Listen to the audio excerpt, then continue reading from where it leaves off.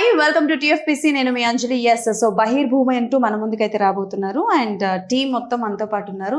All boys are here only. So వాళ్ళందరితో మాట్లాడి తెలుసుకుందాం అనమాట. సో హాయ్ టీమ్, నమస్తే. నమస్తే. సెంటర్ చేసి ఏం క్వశ్చన్ అడగాలో నాకు అర్థం కావట్లే. ఫస్ట్ థింగ్ ఏంటంటే టైటిల్ కూడా చాలా డిఫరెంట్ గా ఉంది. ఓకే, సో బహిర్భూమి అన్న వర్డ్ విన్న వెంటనే మీరు పెట్టి అంటే లైక్ మీరు అంటున్న కాన్సెప్ట్ దీని దగ్గర నుంచి ఆపితే అసలు ఆ వర్డ్ విన్న వెంటనే మీకు గుర్తుకొచ్చే ఊరు పేరు కానీ సిచ్యువేషన్ కానీ ఏంటి? ప్రతి పల్లెటూరులో బహిర్భూమి ఖచ్చితంగా ఉంటుంది.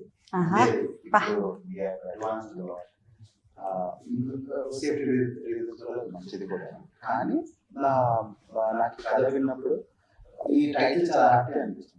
కథ విన్నప్పుడు ఏంటి అంటే ఇది జనరల్ గా పోస్టర్ ఏదైనా పెడితే కత్తులతో నించున్న వాడిని చూసాం కానీ చెంబు పట్టుకొని నించోడు ఎలా అనిపించింది? యా, బట్ మీరు టీజర్ అది అంటే లైక్ సాంగ్ ఇవన్నీ చూస్తే మాత్రం సంథింగ్ డిఫరెంట్ అనిపిస్తుంది. బట్ ఒక ప్రాబ్లం అవుతుంది. ఇది సంథింగ్ రిలేటెడ్ టు టాయిలెట్. మనకి అక్షయ్ కుమార్ గారు ఒక మూవీ చేశారు సంథింగ్ రిలేటెడ్. అది కాదు, ఇట్స్ అ మిస్టరీ. ఆ మిస్టరీ ఏంటో తెలుసుకోవాలి. ఓకే సార్, మీరు చెప్పండి. అసలు మీరే కర్త, క్రియ, కర్మ, ధర్మ అన్నీ మీరే దీనికి కాబట్టి. సో రాంప్రసాద్ గారు అండి, బహిర్భూమి అన్న టైటిల్ ఎలా వచ్చింది ఏంటి? ఎవరైనా సజెస్ట్ చేశారా? ఎలా? యాక్చువల్గా నేను స్టోరీ స్టార్ట్ చేసినప్పుడు నాకు కథ అక్కడే స్టార్ట్ అయిందండి, బహిర్భూమిలోనే. అందువల్ల నేను దాన్ని ఓకే కంటిన్యూ చెప్పండి. ఓకే, అది వర్కింగ్ టైటిల్గా పెట్టుకున్నాను. ఇంకా ఆలోచిద్దామని వర్కింగ్ టైటిల్గా పెట్టుకొని కంప్లీట్ స్క్రిప్ట్ అయిపోయిన తర్వాత ఆ ప్రొడ్యూసర్ గారికి చెప్పడం, తర్వాత అందరికి చెప్పడం అయిన తర్వాత టైటిల్ వరకు వచ్చినప్పుడు ఏం పెడదామని ఆలోచించారు. ఆ ప్రొడ్యూసర్ గారు ఏంటంటే ఓకే బహిర్భూమి పెడదాం అన్నారు. అన్న తర్వాత ఇంకా చాలా మంది నెగిటివ్ గా చెప్పారు, అంటే ఎందుకు ఇలా ఇంత రిస్క్ చేస్తున్నారు, మూవీ ఎంత బాగా వచ్చింది, వేరే టైటిల్ పెట్టుకోవచ్చు కదా, ఊరి పేరు కానీ సంథింగ్ అలా పెట్టుకోవచ్చు కదా అన్నప్పుడు ప్రొడ్యూసర్ గారు అంటే ఎందుకు మనం పోకూడదు, టైటిల్ బాగుంది కదా, చూసిన తర్వాత ఎవరికైనా నచ్చుతుంది, దాని మీద పోదాం అన్నారు. అలాగే అందరినీ ఒప్పించుకోవాల్సి వచ్చింది. Okay, but what kind of genre లో వెళ్తుంది ఇది? బికాస్ మీ పోస్టర్స్ అన్ని డీవియేట్ చేస్తున్నాయి. Song was completely love song. అది అంటే ఒక అమ్మాయి వెనక ఒక అబ్బాయి పడితే ఎట్లుంటుందో అలాంటి ఒక సాంగ్ చూపించారు మాకు. బట్ ఏ జానర్ లో వెళ్తుంది ఇది? యాక్చువల్గా ఇది నేను కొంచెం అంటే ఈ ప్రొడ్యూసర్ గారు ఏంటంటే ఆల్రెడీ ఒక 20 years బ్యాక్ నష్టపోయారు మన మూవీస్లోనే. ఇట్లా కాకుండా మన సేఫ్ జోన్ లో ఉండాలి, మూవీ కమర్షియల్ గా ఉండాలి, అన్ని విధాల లవ్, సస్పెన్స్, థ్రిల్లర్ అన్ని కూడా ఉండాలి అని నేను రాసుకున్నాను. నేను కూడా డెబ్యూ మూవీ కాబట్టి ఎక్కువ రిస్క్ చేయకుండా జనాలకి ఎంటర్టైన్మెంట్ ఇవ్వాలి, అదే మెయిన్ టార్గెట్ చేసుకుని నేను కథ రాసుకోవడం జరిగింది. మూవీ కూడా అలాగే వచ్చింది. ఇక టైటిల్ విషయానికి వస్తే టైటిల్ మారుద్దామని చాలా ఆలోచించాం, మా హీరో గారు కానీ అంత ఆలోచించాం. కానీ ఎందుకు పెట్టకూడదు, టాయిలెట్ ఇలా పెట్టారు, వాళ్ళు సక్సెస్ అయ్యారు, మనం ఆ విధంగానే పెట్టాం. ఎవరు ఇన్స్పిరేషన్ దిస్ కైండ్ ఆఫ్ ఈ మూవీకి? మూవీకి అంటే చెప్పాలంటే హిందీ మూవీస్ అండి ఎక్కువగా. టాయిలెట్ అనేది, తర్వాత ప్యాడ్ మ్యాన్ ఇలాంటి టైటిల్ చూసినప్పుడు మనం ఎందుకు పెట్టకూడదు. అక్షయ్ కుమార్ గారి ఫ్యానా? లేదండి, రెండు అక్షయ్ కుమార్ గారి సినిమాలు అయితేను పంచ్ మళ్ళీ తిరిగి నాకే. ఓకే, నా మీద పనిచేస్తారు, మిమ్మల్ని నేను గుర్తుంచుకుంటాను. సార్ ఇన్స్పెక్టర్ గారు నమస్తే. మురళీకృష్ణ గారు ఎలా ఉన్నారు? ఓకే, బేసికల్ గా మీరు అంటే లైక్ ఎక్కువగా సిఐ క్యారెక్టర్లు ఇవే ఎక్కువగా చేస్తూ ఉంటారా? లేదండి, యాక్చువల్గా నేను విలన్ క్యారెక్టర్ చేస్తున్నాను అనమాట. చేసింది ఇంచుమించు 13 సినిమాల్లో 10 సినిమాలు విలన్ క్యారెక్టర్ చేస్తున్నా. 3 సిఐ క్యారెక్టర్ చేశాను. దీంట్లో ఒకటి మహేష్ వ్యాసుడు, ఒకటి బ్రహ్మాజీ గారితో మూవీ చేశాను. సో ఇందులో ఎలా ఉండబోతుంది అంటే లైక్ మీరు పాజిటివ్ పోలీస్ ఆఫీసరా, నెగటివ్ పోలీస్ ఆఫీసరా, నోయల్ గారిని ఏమైనా కొడతారా ఏంటి? Any situations action sequence? పక్కా పాజిటివ్, పక్కా న్యాయంగా ఉండే సిఐ క్యారెక్టర్. ఏ కోసాన కనిపించట్లేదు నేను పాజిటివ్ అన్నట్టు. ఓకే ఓకే, సో అంటే లైక్ ఈ మీరు ఎలాగో 13 సినిమాలు చేశానంటున్నారు, అందులో 3 పోలీస్ క్యారెక్టర్స్ చేశానంటున్నారు కాబట్టి అంటే లైక్ ఏంటి డిఫరెన్స్ ఉంది? లైక్ ఈ స్టోరీలో మీరు ఆ సిఐ క్యారెక్టర్ చేయడానికి రీజన్ ఏంటి? యాక్చువల్గా నేను చేసిన సిఐ క్యారెక్టర్ 3లో 2 చేశాను కదా, కానీ మా రాంప్రసాద్ డైరెక్టర్ గారు దాన్ని క్యారెక్టరేషన్ చేయడం నాకు బాగా నచ్చింది అనమాట. ఓకే, ఏంటి వింటుంది ఏంటి అని అంటే కథకి ఒక కీ పాయింట్ మీ క్యారెక్టర్ అని అంటున్నారు. ఏంటి ఆ కీ పాయింట్? టోటల్గా ఈ సినిమా మొత్తం ఉండే స్టోరీ మొత్తం నేను రివీల్ చేస్తాను సార్ అనేది. ఓహో, స్టోరీ టెల్లరా మీరు ఇందులో మనకి? అంటే కథ చెప్తారా ఇలా ఈ జరుగుతుంది? కథని ఒక ట్రాక్ లో తీసుకుపోయి నేను తీసుకుపోతుంటాను అనమాట. మీరు ఓకే, ఇదంతా వద్దు కానీ మీ ఇద్దరి మధ్యన ఏమైనా యాక్షన్ సీక్వెన్సెస్ ఉన్నాయా? లేదు, మా ఇద్దరు యాక్షన్ సీక్వెన్స్ లేవు. లాస్ట్ లో యాక్షన్ సీక్వెన్స్ ఏం లేవు.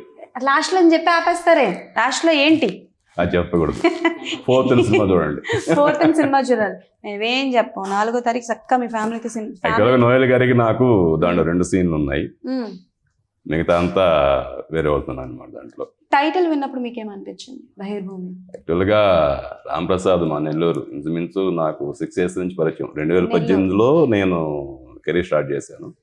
అప్పటి నుంచే పరిచయం. నేను చేసిన సినిమాలో కూడా 2 కో-డైరెక్టర్ చేశాడు. ఓకే, ఏంటి మూవీస్? మహిషాసురుడు అని ఒకటి, ఇంకోటి మద్రాస్ బస్ స్టాండ్ అని. Madras bus stand. ఓకే. అప్పుడే స్టోరీ చెప్పుకుంటూ వస్తున్నాడు, ఇలా ఉండదు సార్, ఇలా చేద్దాం అని చెప్పేసి. లాస్ట్కి అందరు డైరెక్ట్లు అయిపోయారు. నెల్లూరులో లాస్ట్ 2 డైరెక్టర్ చేసాం అనమాట. Okay, done. సో యాక్చువల్గా దాంట్లో ఒక క్యారెక్టర్ చెప్పాడు నాకు, కానీ ఆ క్యారెక్టర్ చేస్తున్న పుష్ప 2 చేస్తున్నప్పుడు డేట్లు లేవని చెప్పిన తర్వాత సరే ఏ క్యారెక్టర్ చేస్తే బాగుందని చెప్పి అనేది సిఏ క్యారెక్టర్ నన్ను పిలిచాడు. Okay, done. సో మీరు పుష్ప 2లో యు ఆర్ దేర్. నేను మొన్న కూడా షూట్ చేయొచ్చాను. ఏంటి అంటే like syndicate members. Syndicate members ఎన్ని రోజులు చేశారు షూట్? 23 days 24 days చేశాను. 24 days. ఏమైనా కాంబినేషన్స్ ఉందా అల్లు అర్జున్ గారితో? ఒక్క సీన్ ఉంది, మిగతా అంతా రావు రమేష్ గారితో వాళ్ళతో కాంబినేషన్ ఉంది అనమాట. ఓకే, పుష్ప 2 నుంచి డైరెక్ట్ బహిర్భూమి. అప్పుడు అదే ఆ గడ్డం కూడా సిఈ యాక్చువల్ పోలీసు గడ్డ ఉండకూడదు అన్నారు. ఏం చేద్దాం, ఆల్రెడీ కంటిన్యూటీ ఉంది. ఈ మధ్యకాలంలో సినిమాల్లో పోలీసులు అందరూ చాలా చాలా రకరకాలుగా కనిపిస్తున్నారు. మనం ఏం చేయలేం దానికి. అదే అడిగాడు నన్ను, సార్ గడ్డ ఉందంటే నో ప్రాబ్లం, ఎన్ని సినిమాలు లేదు, దాన్ని పట్టించుకోలేండి, క్యారెక్టర్స్ చూస్తారని చెప్పాను. ఓకే చేసుకున్నాను. సార్ మీరు బహిర్భూమి లాంటి యూనిక్ టైటిల్ పెట్టే మీరు ధైర్యంగా ముందుకు వస్తున్నారు, పోలీసుకి గడ్డ ఉంటే భయపడతారా? ఏం సార్ మీరు అసలు? సార్ కిరణ్ గారే కదా, కరెక్ట్ కదా? అమ్మయ్య, లేకపోతే ఈయన మళ్ళీ నెగిటివ్ క్యారెక్టర్ వచ్చి అక్కడ సార్ మీ క్యారెక్టరైజేషన్ ఎలా ఉండబోతుంది? చాలా చక్కగా ఉంది సినిమాలో. మీ భాష చాలా డిఫరెంట్ గా ఉంది సార్. ప్రాపర్ ఎక్కడ మనం? నెల్లూరు. మీది నెల్లూరు. మీది నెల్లూరు. ఏంటి నెల్లూరు బ్యాచ్ అసలు నాకు తెలియక అడుగుతాను. నెల్లూరు. నేను వస్తా, ఆయన దగ్గరకు కూడా వస్తా. మీరు? మనం అంతా హైదరాబాద్ బ్యాచ్ కదా, మొత్తం వీళ్ళందరూ నెల్లూరు బ్యాచ్. మనం అంతా అంటున్నారు, నాకు అర్థం కాదు. ఆఫ్ కోర్స్ ఆయన హైదరాబాద్. నేను పెరిగింది కూడా కొంచెం ఇక్కడ వరంగల్. ఇప్పుడు హైదరాబాద్ లో ఉన్నాం కాబట్టి we all are Hyderabadis, you all are Nellorians. Okay, డోరా. అంటే లైక్ మీ ఇప్పుడున్న విలన్స్ అందరికి ఒక సపరేట్ క్యారెక్టరైజేషన్ అనేది ఉంటుంది. అది డైలాగ్ డిక్షన్ కావచ్చు, లేదంటే ఏదైనా ఒక చిన్న యాక్షన్ కావచ్చు, ఏమైనా చెప్పచ్చు. సో అలా మీ క్యారెక్టరైజేషన్ ఎలా ఉండబోతుంది? ఈ సినిమాలో కొంచెం డిఫరెంట్గా ఉంటుంది నా క్యారెక్టర్. మన రామ్ ప్రసాద్ గారు క్యారెక్టర్ మీరు సెట్ అవుతారన్నా ఖచ్చితంగా చేయండి అని చెప్పి పెద్ద ఒక బలమైన క్యారెక్టర్ ఇచ్చారు నాకు. చాలా బాగా చేయించుకున్నారు. మేము అనుకునే దానికంటే ఇంకా చాలా చేయించారు ఆయన. థ్యాంక్ యూ రామ్ ప్రసాద్ గారు. సో యాజ్ అ విలన్ గా ఇది మీ ఫస్ట్ మూవీనా? బిఫోర్ ఏమైనా చేశారు? Second. First movie ward number 54 అని ఒక మూవీ చేశాను.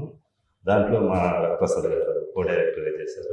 బేసికల్గా మీరు ఇండస్ట్రీకి వచ్చింది పాజిటివ్ క్యారెక్టర్స్ చేద్దామనా, లేకపోతే లుక్స్ వైజ్ మీరు నెగటివ్ షేడ్లోకి ఎలా?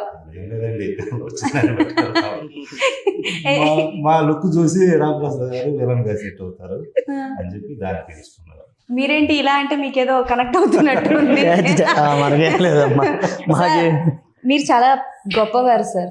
మీ హయాంలో లడ్డూలో గుడ్డు మోసం కలిపారు. ఎందుకు సార్ మీరు అసలు? దానికి మాకు సంబంధం లేదమ్మా, అలా అనకూడదమ్మా, చెప్పాలి. అమ్మో నన్ను ట్రోల్ చేస్తారు, మీకు దండం పెడతానయ్యా ఆయనని. సో ఎలా ఉన్నారు మీరే? ఆయన అడగలేదు మాట్లాడుతాం. అదే కదమ్మా. అలా ఎందుకు చేశారు మీరు అసలు? ఎవరు చేయమని చెప్పారు మీకు? అలా జరిగిపోయింది. నేను అడుగుతుంది బహిర్భూమి గురించి, మీరు దేని గురించి అనుకుంటున్నారు? నేను చెప్పేది కూడా బహిర్భూమి గురించి. అనుకోకుండా జరిగిపోతున్నాయి కొన్ని విషయాలు, అనుకోకుండా. ఓకే, సో మీ క్యారెక్టరైజేషన్ గురించి చెప్పండి. నా క్యారెక్టర్ అయితే ఇందులో చీకటి అనే ఒక క్యారెక్టర్. ఆ చీకటి ఆ రోల్ పేరు చీకటి. రే చీకటి రే చీకటి రే చీకటి ఉన్న మనిషికి చీకటి అని పేరు పెట్టిన డైరెక్టర్ గారు ఓకే చెప్పండి. క్రియేటర్ గారు అదే ఆ చీకటి అనే పేరు పెట్టారు, రే చీకటి. నేను హీరో గారికి మన నోయలన్ గారికి ఫ్రెండ్ రోల్ త్రూఅవుట్ మూవీ అంతా పోతూ ఉంటుంది. అంటే ఎక్కడికి పోయినా కూడా అన్నగారితో పోవడం. ఎక్కడికి పోయింది అంటే బాత్రూమ్కి పోతాం, బాత్రూమ్కి పోయినోడు ఎక్కడికైనా పోతాడు కదా. రామచంద్ర ఏదో అయ్యా. ఓకే, చెంబెత్తుకొని సాహసం చేసినప్పుడు ఇంకెక్కడికైనా పోవాలి. ఏంటండి నేను క్లారిటీ చెప్తున్నారు. సో అన్ని విషయాలు అంటే ఇక ఒక ప్రాణ స్నేహితులాగా ఇంకా అన్ని విషయాలలో ఇన్వాల్వ్మెంట్ అవుతూ వెళ్తూ ఉంటాం అనమాట. సో బేసికల్గా ఒక పర్సన్ వేరే వాళ్ళని నవ్విస్తున్నారు అంటే ఆ పర్సన్ దగ్గర ఆల్ ఎమోషన్స్ బాగా పండుతాయి. అండ్ కొన్ని సినిమాల్లో చూసుకుంటే మనల్ని నవ్వించే వాళ్ళందరూ కూడా ఎండ్ వచ్చేసరికి ఎమోషనల్ గా ఏడ్పిస్తూ ఉంటారు. సో అలాంటి బరువు బాధ్యతలు ఏమైనా మీకు ఉన్నాయా ఈ బహిర్భూమిలో? ఎమోషనల్ అనేది లేదు, మొత్తం ఫుల్ లెంత్ ఫన్నే. అంటే ఎమోషనల్ పండించడానికి అక్కడ స్కోప్ లేదు, మొత్తం ఫుల్ లెంత్ ఫన్ అనమాట. అంటే డైలాగ్ టు డైలాగ్ పడుతూ ఉంటుంది, ఆ సిచ్యువేషన్స్ కామెడీ. ఇదేంటంటే సినిమాకి ఏదో తీసుకొచ్చి డైరెక్టర్ గారు ఒక సీన్ ఆడేసి ఆ సీన్ ద్వారా నేను ఏదో ఫన్ క్రియేట్ చేయాలి అంటే జనానికి ఏదో ఫన్ కావాలి కదా అని చెప్పేసి 2 సీన్లు అట్లా వేసి నవ్వించడం కాదు. ఒక స్క్రీన్ ప్లే అంటే సబ్జెక్ట్ అనుగుణంగానే సిచ్యువేషన్ కామెడీ క్రియేట్ చేసుకుంటూ వెళ్తుంది. మీకు నోయల్ గారికి ఏ కాంబినేషన్ లో జరిగినప్పుడు it can be fun or it can be emotional or it can be on బహిర్భూమి, వాట్ ఎవర్ ఇస్ దట్, ఏది మీకు బాగా మోస్ట్ మెమరబుల్ మూమెంట్? అంటే ఒక సీన్ లో నేను ఇది మీరుగా చెప్పకూడదు, మీరు ఆయనగా చెప్పాలి. అది మాకు కావాలి. అది పర్సనల్ గా మీకు చెప్తాను. పర్సనల్ గా కాదు, మీకు కావాలా వద్దా? మీకు demand on demand on demand on demand. నేను పర్సనల్ గా మీకు మీరు ఇప్పుడు చెప్తారా, మమ్మల్ని వాకౌట్ చేయమంటారా? వద్దు, నేను చెప్తాను. చెప్పండి చెప్పండి. నేను హీరో గారు కలిసి ఒక సైకిల్ మీద అలా వెళుతూ హీరోయిన్ గారు చూసినప్పుడు అక్కడ నాకు కళ్ళు కనిపించక ఆయన హడావిడిగా డ్రింక్ చేసి ఉంటారు. హడావిడిగా నన్ను లాక్కుపోయేటువంటి ఆ సన్నివేశం చూస్తూ ఉన్నప్పుడు కలిగినటువంటి ఆనందం నవ్వు అంటే కాదు. సో దాన్ని మనం పర్టికులర్గా చెప్పాలి. చెప్పండి చిటికలు చాలా బాగా. అసలు బేసికల్ గా ఆయన మా అందరికి తెలిసింది అలానే. ఆయనని అనలేనివి, ఆయనని మాట్లాడలేనివి అన్ని ఈయనతో మాట్లాడ. సో సార్తో అట్లా సినిమా ఫ్రెండ్స్ బ్యాచ్ లో మనోడు చాలా సిన్సియర్ గా అడ్వైజ్ చేస్తూ ఉంటాడు, చాలా సిన్సియర్ గా. అంటే మిగతా మన ఫనీ పోయేది అండ్ జిగిడిది క్యారెక్టర్ ఉన్నా మనోడు చాలా సిన్సియర్ గా చెప్తుంటారు, అలా కాదురా రే, ఇలా రారా, ఇలా చేద్దాం రా. సో అలా ఒకనొక సన్నివేశంలో వాళ్ళు అందరినీ వదిలేసి మనం ఒక్కడినే తీసుకుని వెళ్తాను. సో అదేంటి లాస్ట్ టైం అనమాట, మనోడు ఏం అనిపించదు. సో తీసుకెళ్ళి నాకు హెల్ప్ ఉంటుంది. ఇన్ఫాక్ట్ ఆయన ఒక ప్రాబ్లం లో ఉన్నాడు కాబట్టి. ఓకే, అంటే ఆ బాండింగ్ అనమాట. వీళ్ళందరూ ఏమో పక్కదారి బట్టి వెళ్తా ఉంటే అంటే హీరో గారిని డైవర్ట్ చేస్తూ ఉంటారు. కానీ నేను అదే ఇప్పుడు సార్ చెప్పి మీ ఇద్దరి మధ్యన ఉన్న బాండింగ్ ఎలాగంటే బహిర్భూమికి చెంబుకి ఉన్న బాండింగ్ మీ ఇద్దరు బాండింగ్ కాదు చెంబుకి వాటర్ ఉన్నంత బంధం. నేను చెప్పిందే వరస్ట్, ఆ వరస్ట్ లో ఇంకా వరస్ట్ చెప్తున్నారు మీరు అసలు. ఓకే, సో నోయల్ గారు as a wrapper, as a singer నాకు బాగా తెలుసు. అండ్ ఇందులో మీకు ఒక టెస్ట్ పెట్టారని అర్థమైంది, అంటే లైక్ నత్తి ఉన్నది అని.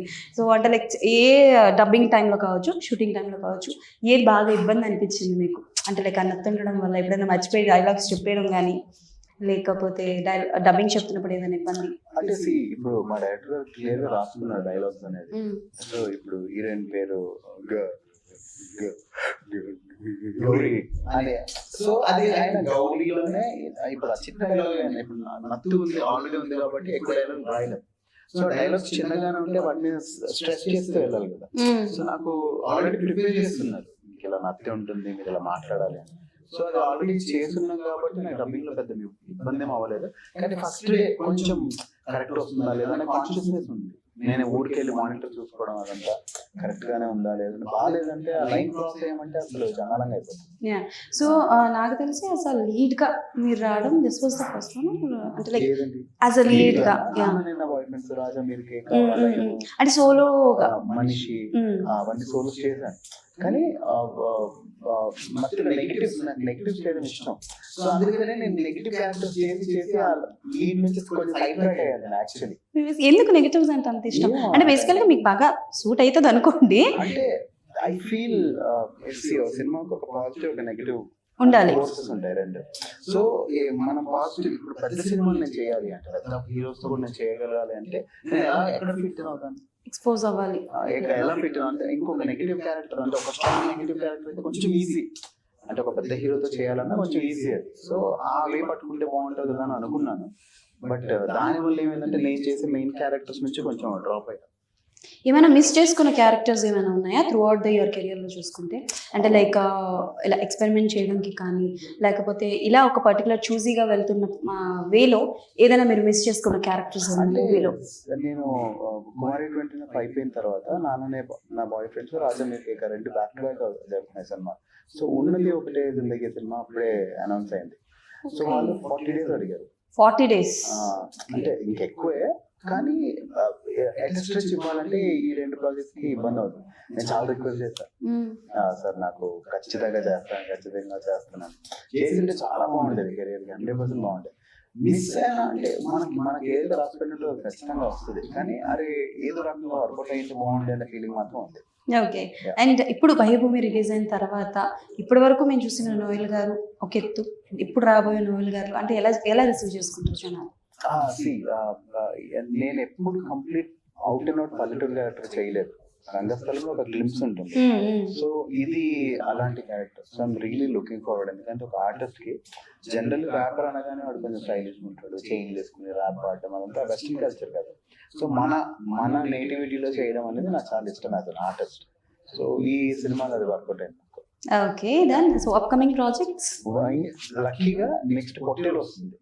అది కూడా అవుట్ అండ్ అవుట్ కంప్లీట్ పల్లెటూరు బ్యాక్ డ్రాప్ లో ఉంటుంది. అంటే బేసికల్ గా మీరు అబ్జర్వ్ చేశారో లేదో తెలియదు, బట్ ఈ మధ్య కాలంలో ఎక్కువ మనకి విలేజ్ బ్యాక్ డ్రాప్ మూవీస్ ఎక్కువగా వస్తున్నాయి.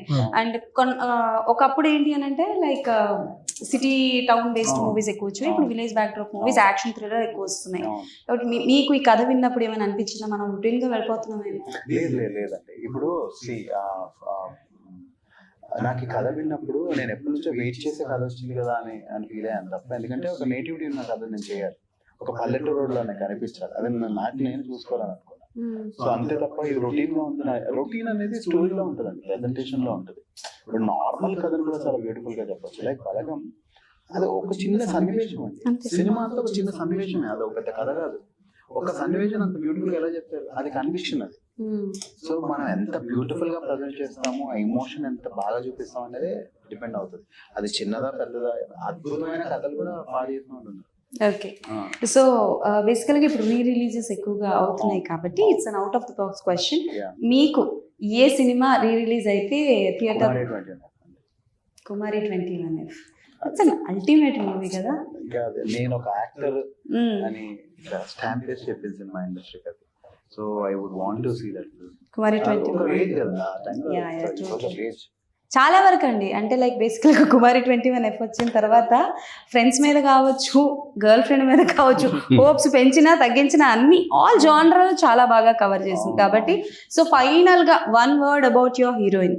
ఆవిడ కోసం అంత పాట పాడారు కాబట్టి ఆవిడ కోసం 1 word అబౌట్. ఈ సినిమా ఇప్పుడు ఇంత అందరూ మంచి క్యారెక్టర్స్, చాలా బ్యూటిఫుల్ క్యారెక్టర్స్. మా డైరెక్టర్ చాలా బాగా రాస్తున్నారు. Very clear and writing characters. అందరికి ఒక యూనిక్ మేనరిజం ఉంటుంది, అందరికి ఒక ప్రత్యేకమైన రోల్ ఉంటుంది. అన్ని పక్కన పెడితే హీరోయిన్ చాలా ప్రామినెంట్ రోల్. అంటే క్లైమాక్స్ లో మెయిన్ ట్విస్ట్ కూడా తన మీదే ఉంటుంది. అండ్ ఫస్ట్ నుంచి సినిమా అంటే తను ఉన్న సీన్స్ లో లేకున్నా కథ రన్ అవుతుంటుంది కదా, అదంతా తన మూలనే జరుగుతూ ఉంటుంది.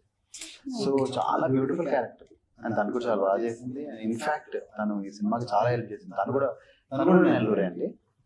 సో మొత్తం అంతా పగడబందీగా ప్లాన్ చేసి నెల్లూరు వాళ్ళందరూ కుమ్మక్కై ఓ చేపల పులుసుని తీసుకొచ్చారు. నేను అక్కడ షూటింగ్ లో ఉన్న రోజులు కూడా వాళ్ళ ఇంటి నుంచి పిన్ని పిన్ని అని పిలుస్తుంటాను నేను. వాళ్ళ పెళ్లి గారిని. ఆవిడ చేపల పులుతో రెగ్యులర్ గా వండి పంపించారు, చాలా బాగా చేస్తున్నారు. ఐఎమ్ వెరీ హ్యాపీ అండి. ఈ సినిమా మా ప్రొడ్యూసర్ గారికి, మా మా ప్రవీణ్ గారికి, డిఓపి గారికి, మా అజయ్ భయ్యకి, specially Ram Prasad first cinema, అందరికి మంచి బ్రేక్ రావాలని, అందరూ ఆర్టిస్టులకి, రిషితాకి అందరికి మంచి జరగాలని మనస్ఫూర్తిగా కోరుకుంటున్నాను. అల్టిమేట్ చాలా మంచి యాక్టర్. ఇదేంటండి అంటే నెల్లూరు ఇప్పుడు ప్రొడ్యూసర్ గారిది కూడా నెల్లూరేనా అండి? కాదు కదా, ఆయన యుఎస్ వరంగల్. మన ఆయన ఎందుకు ఆయన కూడా నెల్లూరు అతన్ని పట్టుకోవాల్సింది కదా, ఆయన ఎందుకు యుఎస్ నుంచి పిలిపించారు? అలా వచ్చారా? Okay, super. అండ్ మీకు one final last question. So బేసికల్గా Rishitha was very new to industry. So బేసికల్గా ఆవిడవి ఇప్పుడు బ్యాక్ టు బ్యాక్ మూవీస్ వచ్చాయి. బట్ నాకు వీళ్ళందరూ చెప్పిన దాన్ని బట్టి, నోయల్ గారు చెప్పిన దాన్ని బట్టి, అండ్ ప్రెస్ మీట్లో అర్థమైంది ఏంటి అని అంటే లైక్ ఆవిడ క్యారెక్టర్కి ఎక్కువ ఇంపార్టెన్స్ ఉంది. అండ్ నాకు తెలిసి కథ మొత్తం కొంచెం ఆవిడ మీద బేస్ అయి ఉంటుంది కాబట్టి ఎవరైనా ఎక్స్పీరియన్స్ ఉన్న హీరోయిన్ దగ్గరికి వెళ్ళారా, are else Rishita garu is the first option? Rishita garu first option. ఇలా ఇంత పెద్ద బాధ్యతని ఒక కొత్త హీరోయిన్ మీద ఎలా యాక్చువల్గా అంటే మాకు ముందు నుంచి పరిచయం, వాళ్ళ బ్రదర్ మా క్లోజ్ ఫ్రెండ్. ముందు నుంచి అమ్మాయిని వాచ్ చేస్తాం. నాకు దొరికిపోయింది ఆన్సర్, నాకు దొరికిపోయింది. మీరందరూ నెల్లూరు వాళ్ళందరూ పగరబందీగా ప్లాన్ చేసుకొని చేశారు. సర్లేండి, మన నోయల్ గారిని ఎలాగో మైండ్ లీడ్ గా పెట్టారు కాబట్టి క్షమించేస్తున్నాం మీ అందరినీ. అంతే కదండి. అడిగారు నోయల్ గారు అనుకుంటున్నాను సరే అంటే నేను చెప్పా, నోయల్ గారి గ్రాఫ్ చూసి మన గ్రాఫ్ చూస్తే డిఫరెంట్ గా యాక్ట్ అవుతాడు 100%. జనాలు చూస్తారు అని చెప్పారు. డెఫినెట్లీ చూస్తారు. అండ్ ఎస్, అంతే కదా సార్? కాదా? అసలు ఆ క్యారెక్టరు బాగా ఇమిడిపోయారు హీరో గారు పల్లెటూరు నేపథ్యంలో. ఇంకోటి ఏంటంటే సిటీ నేపథ్యంలో జరిగేటువంటి కథలకి పర్ఫార్మెన్స్ స్కోప్ ఇవ్వలేము. రెస్ట్రిక్షన్స్ ఉంటాయి, నువ్వు ఇక్కడ దాకే ఉండాలి, ఇక్కడ చేయాలి, ఇక్కడ దాకే ఆపాలి. కానీ పల్లెటూరు నేపథ్యంలో జరిగేటువంటి కథలకి అద్దు పొద్దు ఉండదు. కథని ఎంత దూరమైనా పరిగెత్తచ్చు, అందులో ఎంత దూరమైన ఆర్టిస్టు స్కోపు వెళ్తూనే ఉంటుంది. దానికి ఆపే విధానం. సో 4వ తారీఖు మేము మీ చీకటి రేయి చీకటిని చూసి మాట్లాడాం. సో ఎస్ సార్, చీకటిని ఖచ్చితంగా చూడండి. తప్పకుండా చూస్తాను సార్. మాకు సినిమా క్యారెక్టర్ చీకటే, నేను మాత్రం వెళ్తూనే ఉంటా. ఓకే, అర్థమైంది మాకు. But anyways, thank you so much and all the best to all of you.